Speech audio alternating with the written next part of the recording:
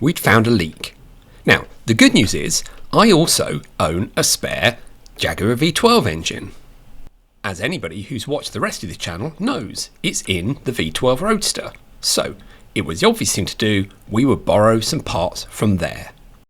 As you can see here, the housings from the two engines are identical, so it was just a case of doing a straight swap.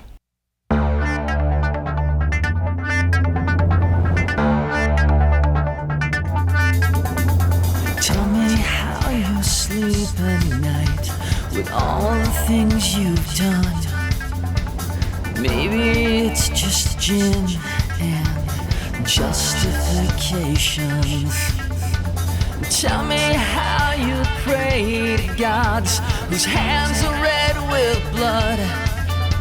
As pretty as you are, it's pretty sad what you've become.